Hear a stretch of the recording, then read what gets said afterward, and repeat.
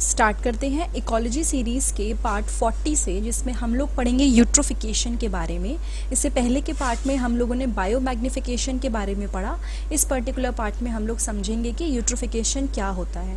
अच्छा, ये सीरीज़ में मैंने बहुत सारे पार्ट्स बनाया, उसको देखने के लिए आप नीचे डिस्क्रिप्शन बॉक्स में उस प्लेलिस्ट का लिंक देख सकते हैं, वरना डायरेक्टली मेरे चैनल पर जाके ecology series with Indian study YouTuber playlist आपको मिल जाएगी। नाउ यूट्रोफिकेशन में क्या होता है? Natural aging of lake bye nutrient enrichment of its water.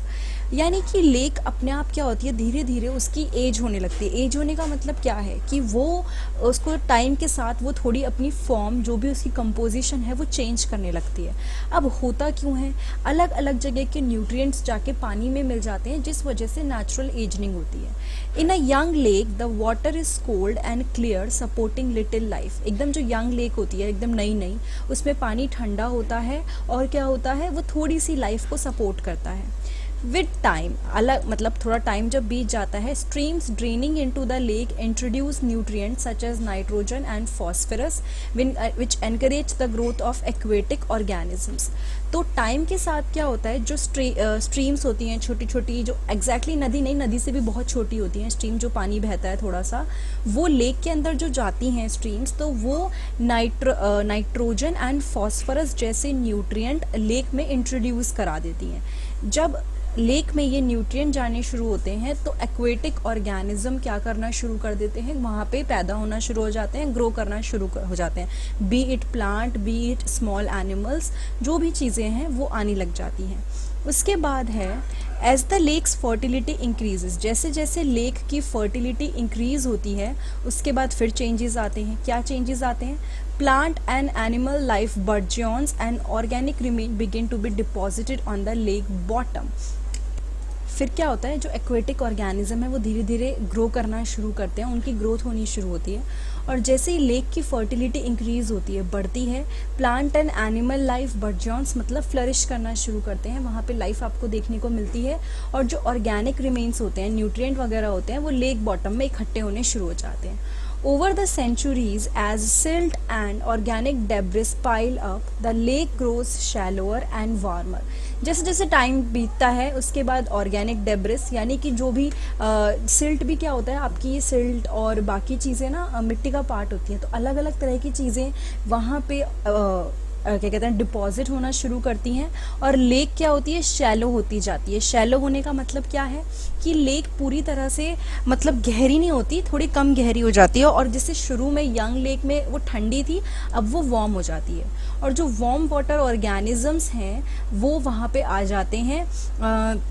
दूसरी चीज़ क्या लिखी है, supplanting those that thrive in cold environment. यानी कि वार्म वाटर ऑर्गेनिज्म, जो जहाँ पहले ठंडे पानी के ऑर्गेनिजम्स थे, अब वहाँ पे वार्म वाटर के ऑर्गेनिज्म आने शुरू हो जाते हैं। Marsh plant take roots in the shallow and begin to fill in the original lake basins.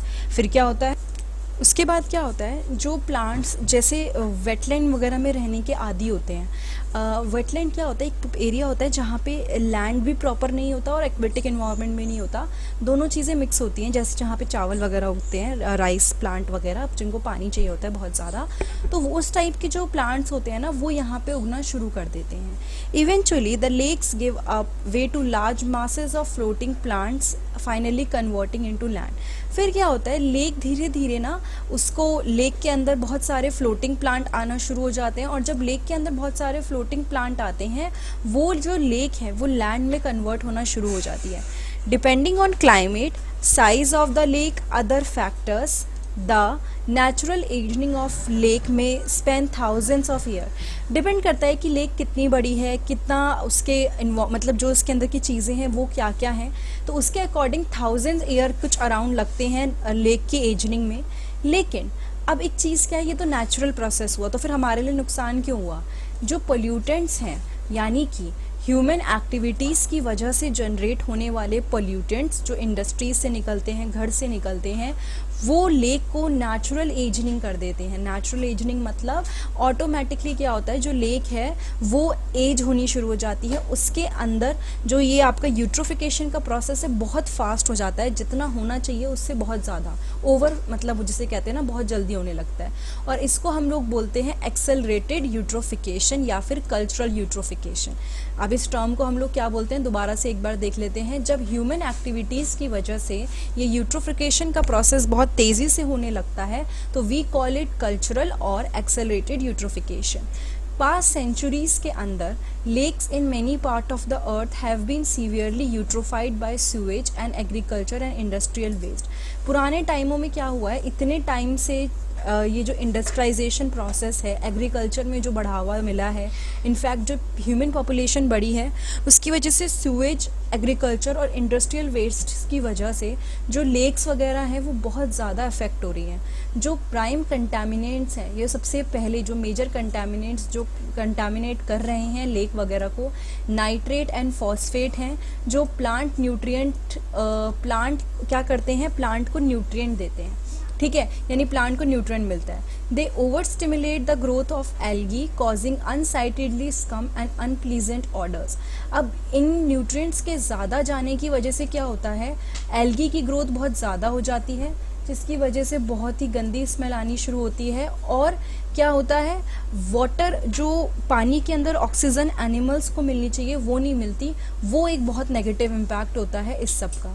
Eight the same time other pollutants flowing into a lake may poison whole population of fish whose decomposing remain further deplete the water dissolved oxygen content। और कई सारे ऐसे pollutants हैं जो क्या करते हैं, जो लेक के अंदर जब जाते हैं तो वो पॉपुलेशन जो होती है फ़िश की उसको ख़त्म करते हैं। उसके अलावा अगर उनको डिकम्पोज करना है, कोई भी पॉल्यूटेंट को डिकम्पोज वगैरह करना है, उसकी वजह से वाटर का जो ऑक्सीजन कंटेंट है वो बहुत कम हो जाता है। इस सारे रीजंस को मिला के देखें तो फाइनली क्या होता है, जो लेक है वो बिल्कुल ही बर्बाद हो जाती है, ख़त्म हो जाती है ड्यू टू मैनी फैक्टर्स। तो मेन एक्सेलरेटेड यूट्रोफिकेशन का अगर आप कारण पूछेंगे कि क्यों होता है, तो that is because of the human activities. Now heated waste water, जो भी वेस्ट वाटर, गर्म पानी, यानी for example thermal waste water कहते हैं, समझ लीजिए कहीं से गर्म पानी आया इंडस्ट्री से, कहीं फैक्ट्री से, वो क्या करता है, थर्मल पानी के अंदर जाके मिल जाता है। Heated waste water flowing out of electricity generating unit, thermal power plant से जो आता है वो भी एक पॉल्यूटेंट है। क्यों?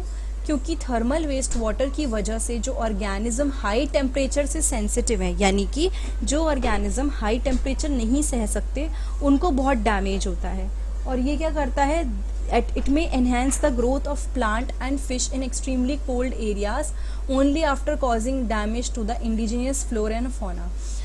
यानी कि ये ग्रोथ कर सकता है प्लांट और फिश की एक्सट्रीमली कोल्ड एरियाज़ में, लेकिन भाई जो वहाँ पे नेचुरली फ्लोरा एंड फौना होंगे वो डिस्ट्रॉय हो जाएंगे। तो थर्मल पावर प्लांट से भी बहुत सारे वेस्ट मटेरियल जिसे हम कहते हैं ना निकलते हैं, जो हीट वाले होते हैं। सो ये हम लोगों ने पढ़ा about accelerated eutrophication plus thermal waste water की वजह से क्या फ़र्क पड़ता है, and what is this eutrophication, like eutrophication का प्रोसेस क्या चीज़ है। तो अगर ये वीडियो आपको अच्छी लगी है तो प्लीज़ लाइक, कमेंट, सब्सक्राइब और शेयर करना मत भूलिएगा मेरे चैनल को। उसके अलावा मैंने इकोलॉजी सीरीज़ पे अभी तक टोटल 40 वीडियोस बना दी हैं, आप उनको देख सकते हैं। उसके बाद की भी बहुत सारी वीडियोस हैं जो आप देख सकते हैं, वरना डायरेक्टली मेरे चैनल पे जाइए, वहाँ पे आप प्लेलिस्ट में या फिर डायरेक्टली होम पेज में बायोलॉजी के सेक्शन के अंडर देखेंगे तो आपको ये ecology with Indian study YouTuber देखने को मिलेगा। आपको उसमें सारे पार्ट जो भी चाहिए इकोलॉजी के, B it NCERT, B it outside the syllabus, बहुत ही डिटेल में मैंने समझाया है, वो सारे आप देख सकते हैं। Thank you so much.